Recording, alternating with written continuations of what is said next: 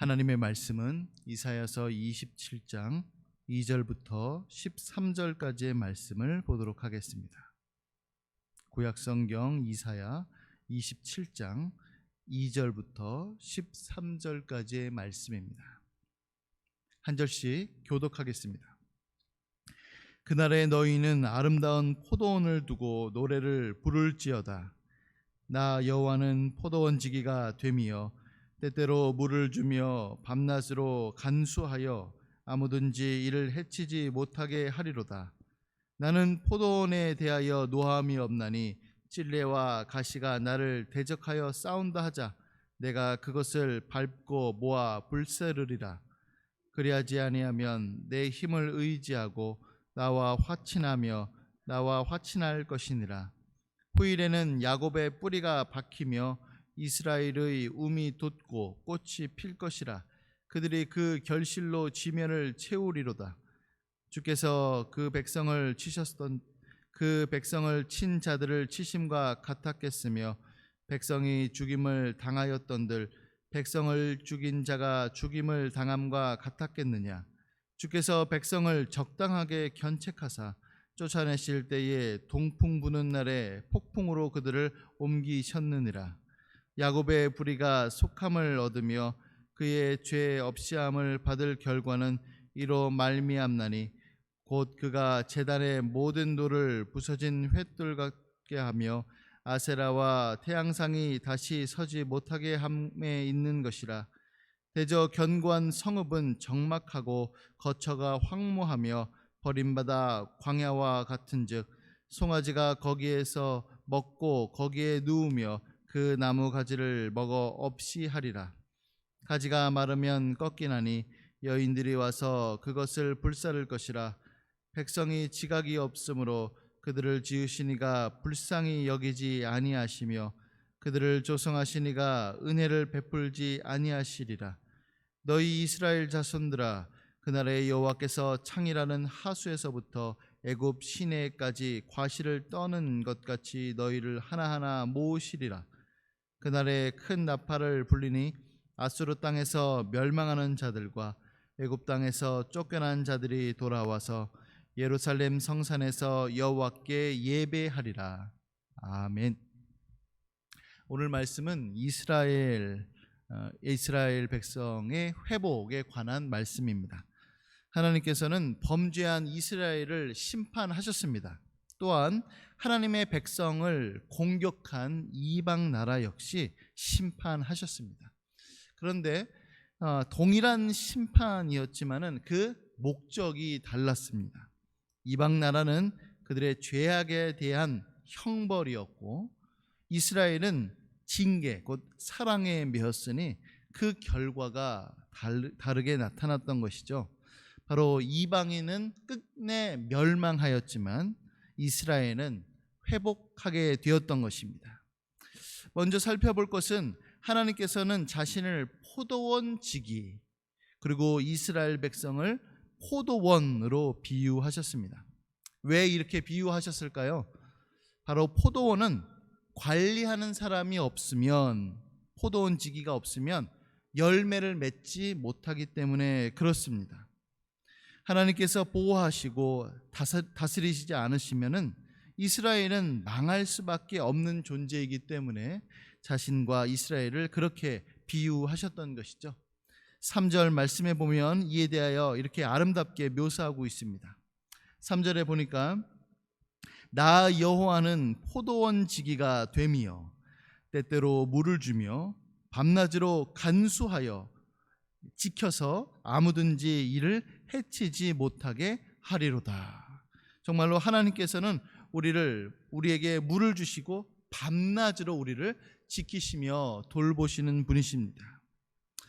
또한 하나님께서는 이스라엘에게 베푸신 그 분노를 거두신다라고 말씀하십니다.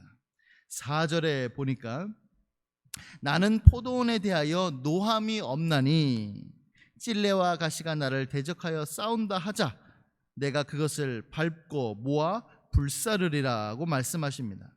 이 말씀은 하나님께서는 포도원인 그 이스라엘에게 나타내셨던 그 분노를 이제 거두실 것이다라고 말씀하십니다.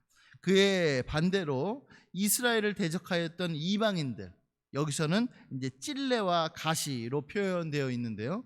그 찔레와 가시가 나를, 그러니까 포도원 지기인 나를 대적하여서 포도원에 이렇게 영향을 미치지만은, 그러나 그것들을 완전히 멸하실 것이다, 불사를 것이다 라고 이렇게 말씀하고 계십니다.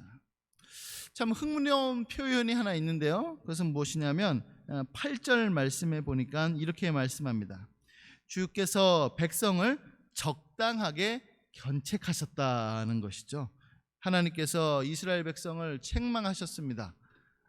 이스라엘 백성에게 심판을 내리셨지만 적당하게 하셨고 다시 그 분노를 거두셨습니다.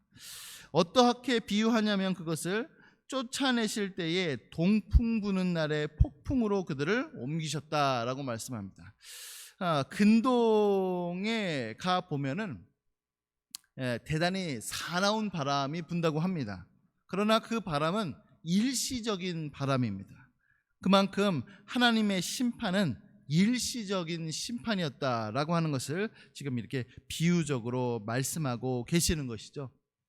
결국 이스라엘의 회복이 있을 것을 말씀하십니다.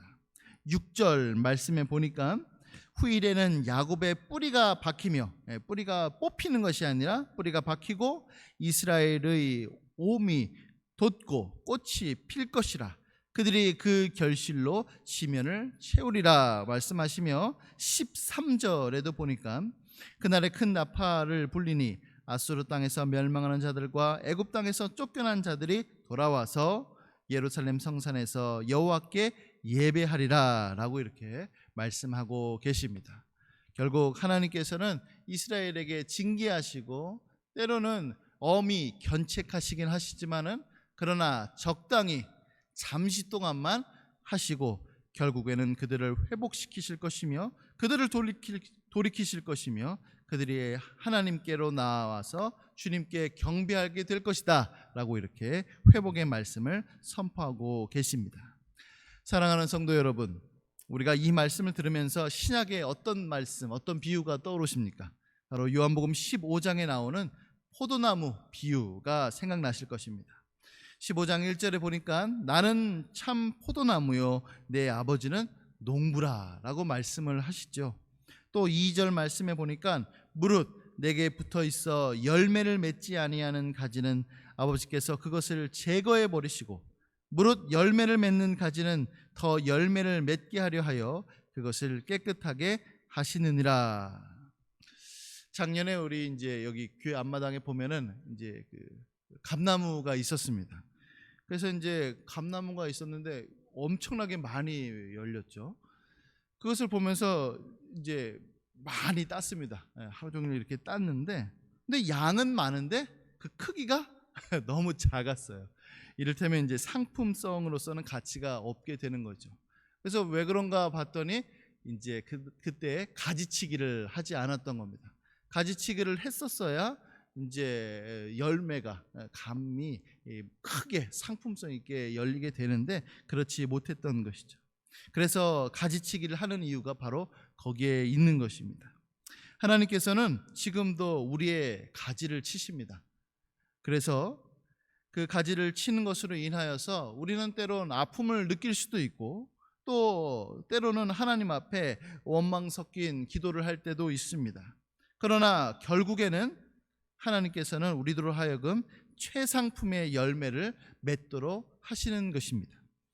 하나님께 받은 고난이, 그 징계가 그때에는 매우 힘들고 어렵겠지만은, 그러나 결국에는 우리의 모난 점, 어리석은 모습, 죄악된 성품, 이런 것들을 바꾸어 극상품으로 빚어 가실 줄로 믿습니다. 시편 30편 5절 말씀에는 이렇게 말씀합니다. 그의 노염은 잠깐이요 그의 은총은 평생이로다. 주님의 진심이 바로 여기에 있는 줄로 믿습니다. 오늘 하루도 주님께서 주시는 그 은총 가운데 머물며 주님께서 우리들을 빚으시는 그 꽃 가운데서 더욱더 그리스도 예수의 형상대로 닮아가시는, 그래서 주님께 영광을 돌리며 주님께 예배하는 대로 나아가는 그와 같은 모습이 있기를 예수님의 이름으로 간절히 소원합니다. 아멘. 기도하겠습니다. 하나님, 주님께서 저희들에게 베푸시는 그 은혜와 은총이 정말로 한량과 같습니다. 한량 없습니다. 우리들이 주님 앞에 주님께서 베푸시는 그 은혜가 너무나도 많고 풍성하기 때문에 우리들이 늘 항상 해야 할 것은 주께서 우리들에게 베푸신 그 사랑을 헤아리며 그 복을 헤아리는 것이며, 그래서 주님께 영광을 돌리는 것인 줄로 믿습니다. 그러나 때로는 주님께서 마치 은총을 거두어 가신 것과 같고, 주님께서 돌보시지 않고 저희들의 기도에 응답하시지 않는 것과 같은 그러한 시기와 그와 같은 모습들을 저희들이 겪을 때가 있습니다. 그러하오나 주님이시여, 주님의 진심은 여기에 있는 줄로 믿습니다. 그의 노염은 잠깐이요 그의 은총은 평생이로다. 이 말씀을 붙잡고 오늘도 살아가며 승리할 수 있도록 도와주시옵소서. 그래서 주님께서 베푸시는 그 은총 가운데 회복되는 역사가 있을 수 있도록 도와주시옵소서. 감사드리오며 모든 말씀 귀하신 예수님의 이름으로 기도드립니다. 아멘.